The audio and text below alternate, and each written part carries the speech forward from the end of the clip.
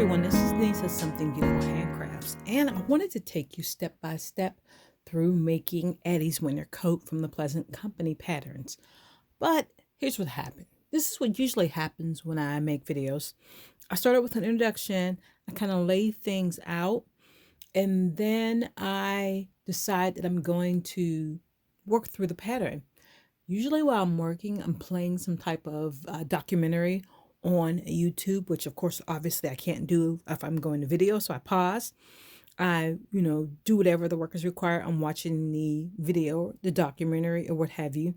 And then next thing I know, I'm really far in the pattern and I haven't told anybody exactly what I was doing. Or what happens is I'll start the pattern and then there's like 15 different interruptions and I'm stopping and starting and stopping and starting, which is not really good for video making either.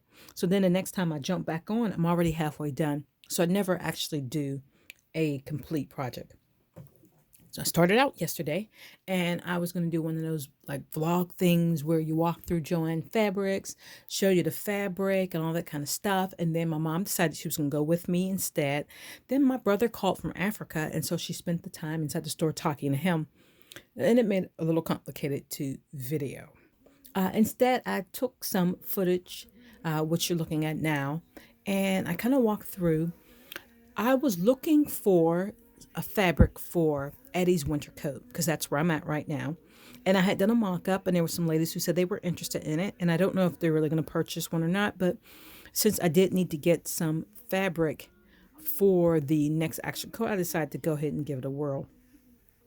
Now, Joann's well, their selection of fabric is, it's okay. Let's just say that. I'm guessing it depends on where you live and what kind of interactions that store has with customers. I suppose if I went somewhere else, a little further out, I could get some different choices. But a lot of the winter fabric, if they had it, has gone already, and the spring fabric is here. So I had a hard time. I was looking for something that was kind of woolish. And I really don't even know if Addy's coat is actually real wool. It's Pleasant Company one, so it's possible it could be. I still haven't found that out yet. But I wanted something that was heavy enough to lay right like wool, but that was not quite as heavy as wool and would give the same kind of drape for such a small piece of, such a small garment, let's say that. So what I wound up with is a flannel. Let me show you the flannel. And while I was there, I spied some really nice fabrics with small print for my spring and summer collection. So here's the flannel, what I settled on. Because I looked at the felt too. And the thing about the felt is it was just a little too crisp. And this is a nice, pretty nice weight. I think it'll be good. I will probably line this. Like I said, I don't know if Addy's original coat is lined. I need to ask someone. I got half a yard. I don't think it matters what direction I work it in. Sometimes it does have a definite nap and, all that kind of things. But I don't think this is. Okay, so here we go. I don't generally work with flannel, so I don't know as much about it as I feel like I should. So we've got the pieces here for the winter coat, the sleeve, the cuff, the pieces for the side back, which needs to be cut on a fold. This is for the color. This is not the layout. Like I said, this needs to be cut on a fold, so this is not the layout. This is the front, and this is the back. And let me give you an idea. This is about the place where I should insert the picture of Addy wearing the mock-up. This is the mock-up. It's not lined. It's just a piece of felt. And it's actually not a bad coat. I could totally use it. So you get an idea of how it fits together. It's a really grand, sweeping wide coat because, of course, she's fitting it over top of a wide skirt with a crinoline underneath. And she's got those sleeves. I can't remember the name of those particular sleeves. But just get the kind of the round puffy sleeves that need to fit underneath it. So you can see that 1860s, silhouette there. And here's the back. So here's our two back side panels, side backs, like that. And then, actually, side backs would be these ones right here. And then the back here. Okay, you see how that's laying out. And then the fronts here, basically. Not a lot of pieces.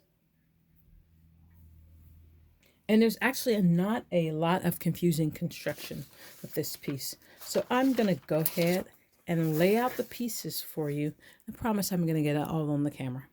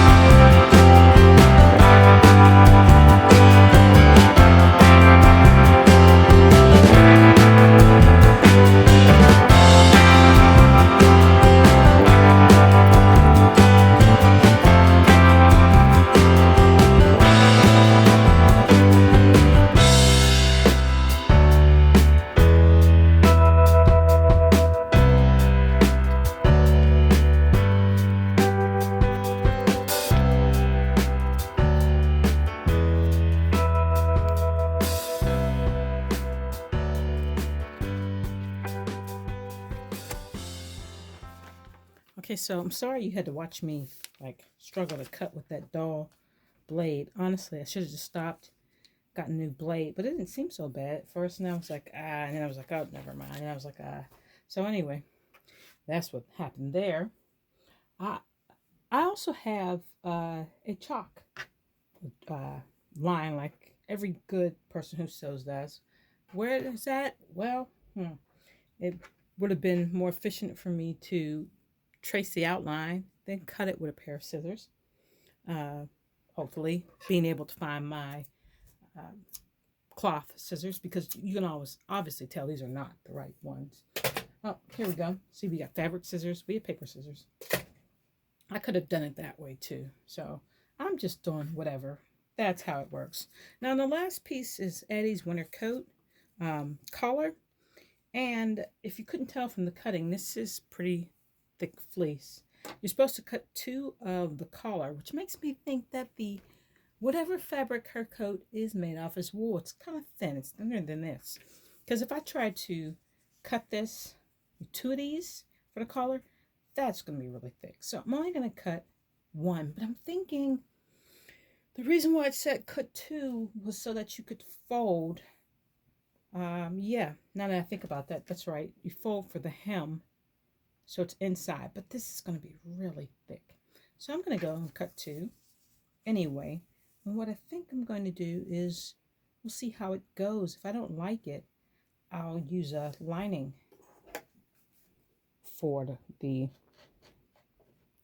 collar part so it's not so bulky. Now, I thought this thing had a lining with it, but none of the pattern pieces say lining. So maybe I'm thinking about Sam's coat, Samantha's coat, And I bet you're watching me as I'm cutting off little points here. And when I do the markings, I never cut the notches out like that. I just find that kind of awkward to kind of cut those little triangles and everything.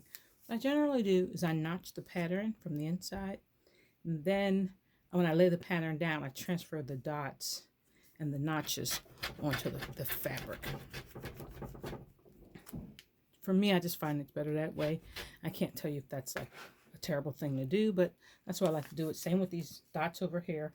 I'm just going to poke a hole into the, here's my little pokey thing. I poke a hole into here, and then I use the invisible pen or erasable pen or disappearing pen, depending on which brand it is, and I mark those.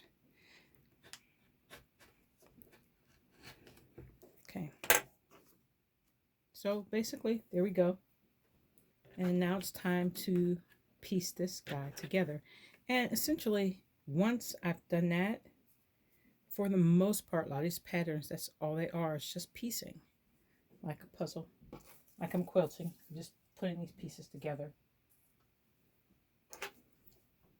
Sometimes what I like to do, and I should probably say a lot of times I like to do, especially if I'm doing something that's a little harder, I will piece these by hand. And then sew them by hand. Yeah, these do have right and wrong sides, so I have to make sure which way I turn it out. So that, especially if I'm easing a stitch, it's much easier for me to do that by hand sometimes than it is by the machine, just because of the seams. So let's see, this is the cuffs.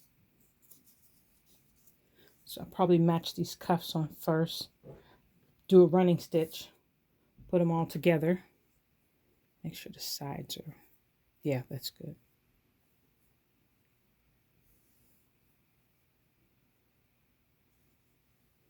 I should probably have right sides together. And then do them by hand. I love to hand sew. It's just not a hardship for me. It's very relaxing, very peaceful. It's easier a lot of times than getting the machine ready, depending on what stage in the room I'm in. Just laying all these pieces out, pinning them all together, and then doing them by hand.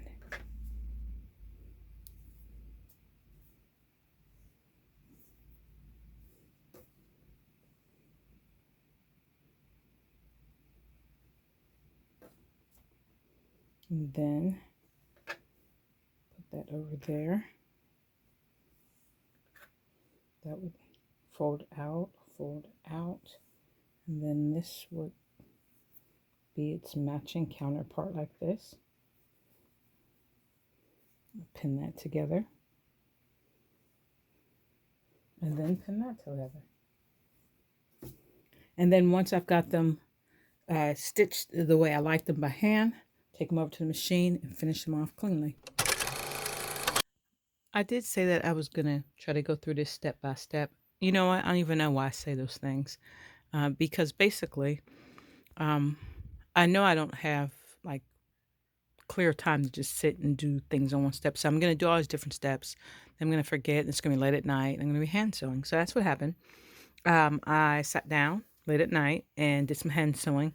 I found that this was just too thick to run through my machine. And basically that's because I needed to change the needle from a fine needle to a thicker needle, and I just wasn't really feeling that.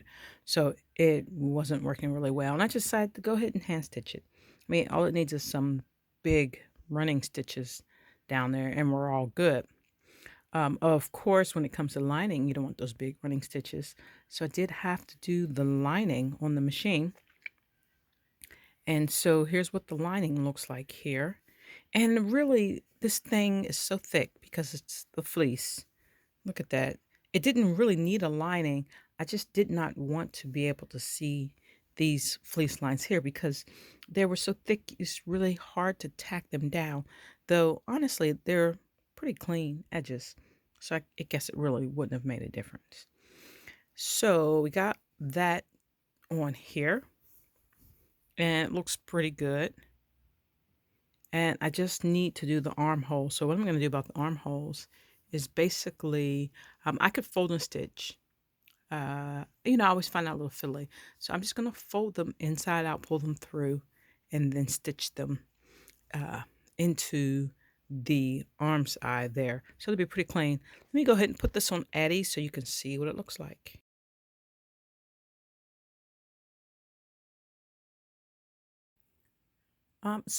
There we are. It's on Addy. I'm pretty happy with it.